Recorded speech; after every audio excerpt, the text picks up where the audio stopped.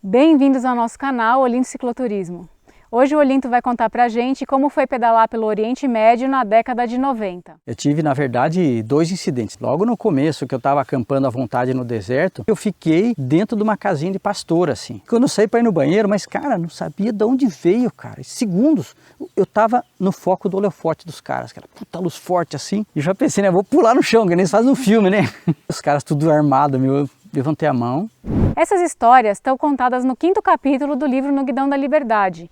E esse vídeo faz parte de uma websérie que a gente está fazendo para comemorar a 5ª edição desse livro. Tanto para acessar a playlist com todos os capítulos da websérie, como para adquirir o livro, a gente vai deixar o link na descrição desse vídeo. É só clicar naquele botãozinho ali, mostrar mais. Olinto, no capítulo anterior você contou pra gente das dificuldades para decidir um roteiro, de como você ia atravessar o Oriente Médio. E afinal de contas, por onde você continuou a viagem? Bom, isso aí é bem difícil e bem complicado até para explicar nos dias de hoje. Tem que lembrar o seguinte, na época não tinha como entrar num cybercafé lá da vida e ver onde estão as embaixadas, o que é requisito para uma, o que é requisito para outra e ver qual que era o melhor caminho. Eu tinha que bater na porta da embaixada, descobrir que hora que abre, se abre naquele dia, perguntar, esperar a moça responder e tal, pegar a lista de documentação, como que não é, será que não é? É um horror, cara, um horror.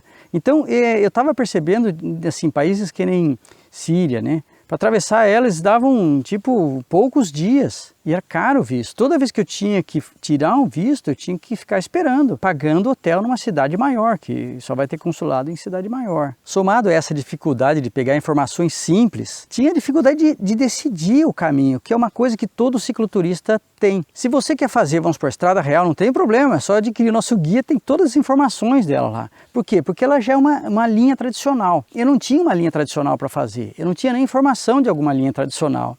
Eu tinha o mundo inteiro para mim e era, o que você quer fazer, cara? Para onde você quer ir? Eu estava ali na Turquia, em Istambul, o que tem perto ali para você fazer? Tem Israel, cara, que é um troço que está dentro da minha cultura há muito tempo. Tem o Egito, tem as pirâmides, está ali do lado. Tem a África e tem a Ásia. Você vai para cá, depois você vai para lá, ou você vai para lá, depois para cá? Como você vai fazer esse troço? Era muito complicado. E junto com tudo isso, tinha uma ideologia que eu comecei a viagem de fazer tudo de bicicleta. Então eu queria fazer a volta ao mundo de bicicleta, dar a volta ao mundo de bicicleta.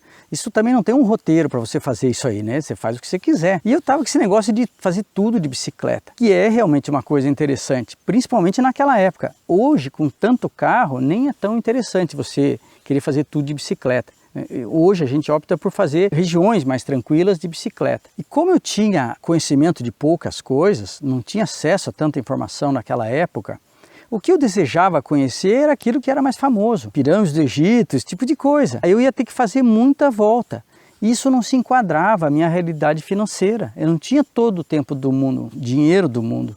Eu não tinha como ficar um mês esperando por um visto especial de um país que é complexo, que é chato de dar visto. Eu fui entrando na minha realidade. Eu tinha muito pouco dinheiro. Eu tinha que fazer tudo o que era possível, sem ficar com essas frescura de ter que fazer de uma certa forma XY, sem ficar escravo dessas coisas, senão eu ia fazer nada. Então vamos lá, de Istambul eu fui pedalando pela Turquia até Pamukkale. Depois eu atravessei de barco para Rhodes, de barco também fui para Chipre e fui para Israel. Israel passei um tempo, atravessei a península do Sinai e cheguei até o Egito. E depois do Egito? Depois do Egito é o resultado de tudo isso que eu acabei de falar. Indo atrás desses lugares famosos, eu tive várias decepções, inclusive. Eu fiquei meio chateado com tudo isso. Como que é explorado o turismo nesses lugares. Tanto é que depois só foi piorando isso aí e hoje em dia, né, Rafa, a gente procura não ir para lugar famoso mais. Vou até deixar um vídeo ali embaixo para você ver como que mudou na sua ideologia em termos de você ir para um lugar famoso e ir para um lugar totalmente desconhecido que ninguém fala.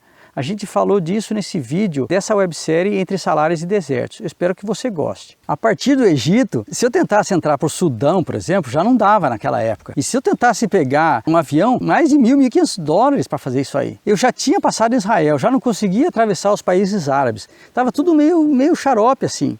Então eu fui no mais prático, financeiramente falando. Eu não tinha internet para você saber quanto custa a passagem daqui para lá e de lá para cá. Como eu já tinha passado por Atenas, eu sabia que Atenas era o preço mais barato para você voar para a Índia.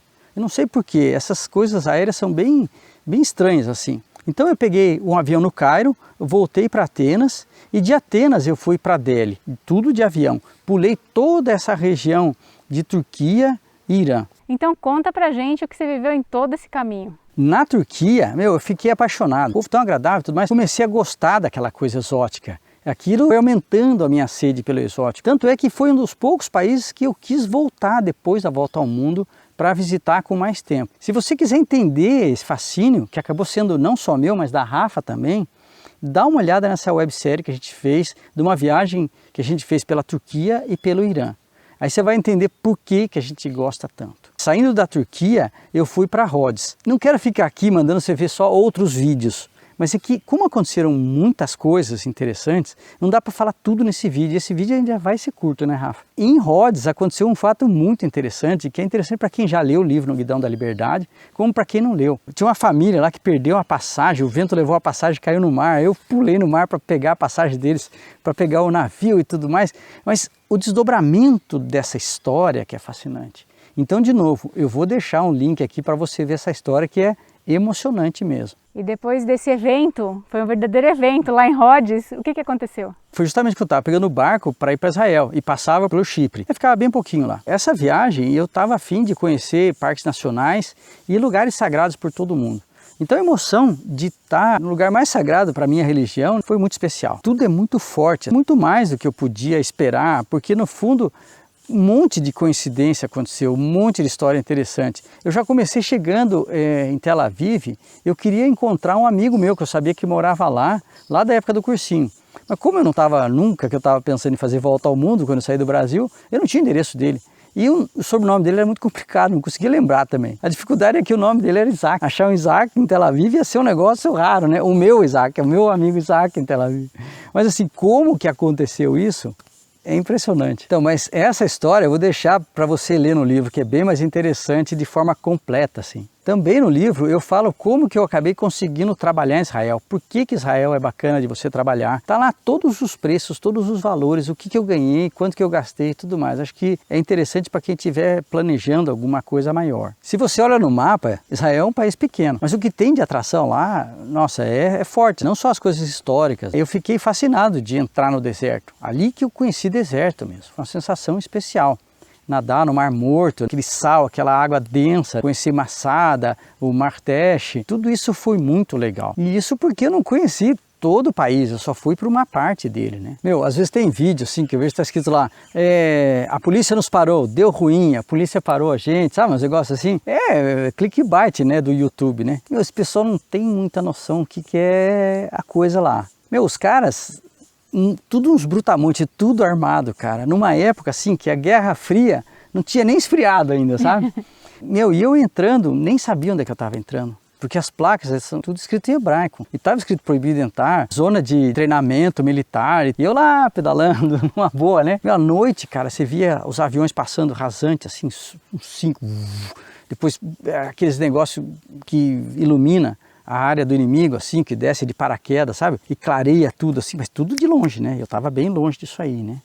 Mas, eu passei numa fortificação, era tudo alambrado, assim, né? Quando eu vi a porta de entrada, uma porta de segurança, assim, tipo duas porteiras, né? Eu parei para pegar água, entrei lá, o cara me olhando desconfiado, eu também desconfiado e tal. Eu falei, ixi, acho que eu vou me dar mal aqui, né? O cara já mandou tirar a câmera, tirar o filme da câmera, e eu ia perder tudo aquelas fotos legais do Mar Teche, do deserto, tudo estava ali. Cara, você precisa ver como é que eu saí dessa. Eu acho que... Não, eu vou deixar você ler no livro que você vai ficar mais emocionado. Como que eu fiz aquilo lá, a coragem que eu tinha nessa época e como que eu peitei os caras é que é interessante, né, Rafa? Mas é importante deixar bem claro que o exército de Israel sempre me tratou bem. Eu tive, na verdade, 2 incidentes. Esse daí...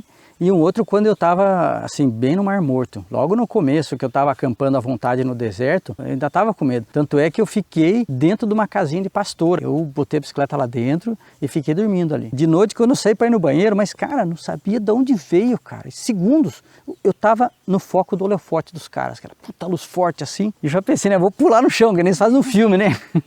Não, nada. Que isso, cara. Que isso, os caras tudo armado, meu. Eu levantei a mão e aí comecei a conversar com os caras.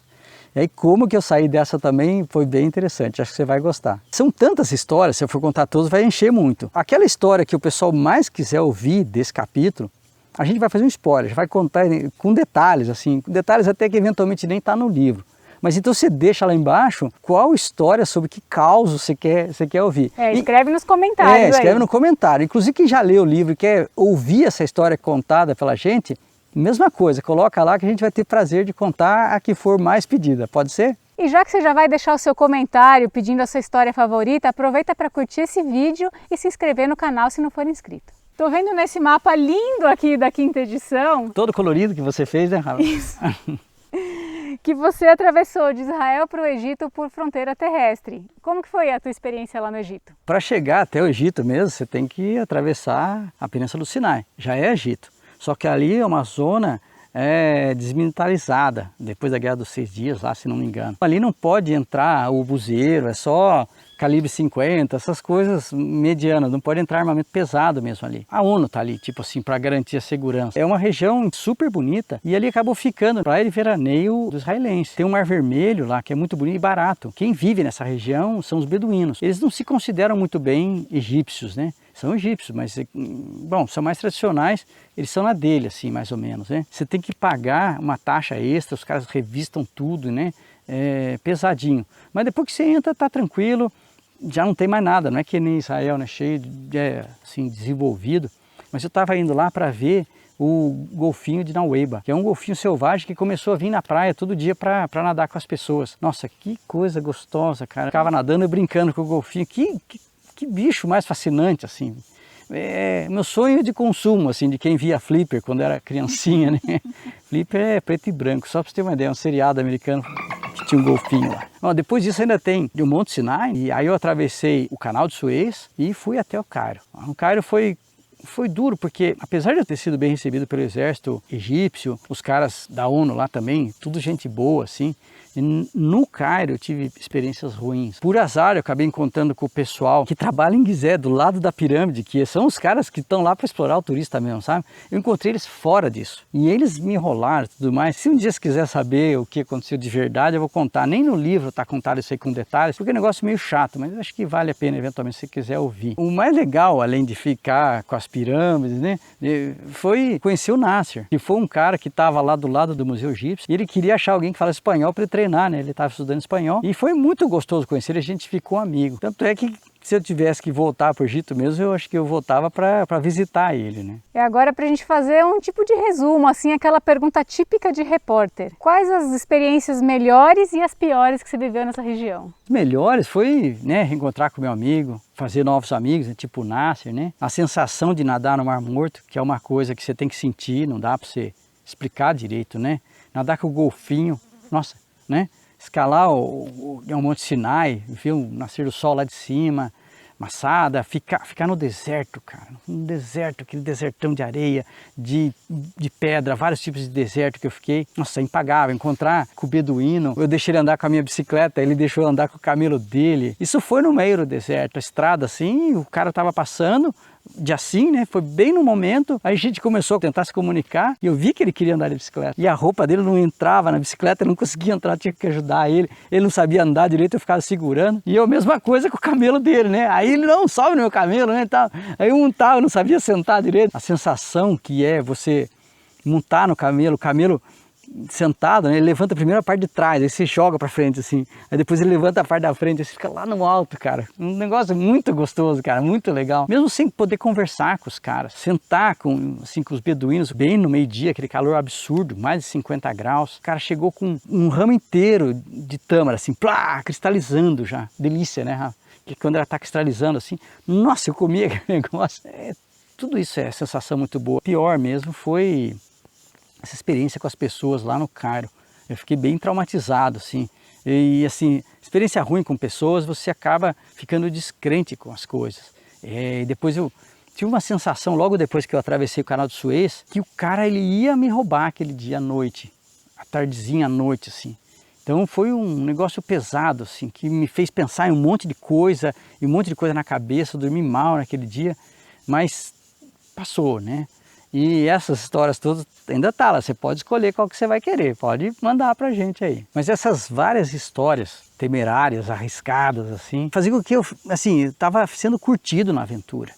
E eu estava me preparando para o que vinha, que era a Índia. E na Índia foi realmente a parte mais emocionante de toda a aventura de volta ao mundo. A gente vai começar a falar dela no próximo capítulo. E agora, como sempre, vocês vão ficar com as melhores imagens que eu pude fazer nessa região. Entra nos links, deixa o seu like, ajuda a gente a divulgar essas ideias. Muito obrigado. Obrigada.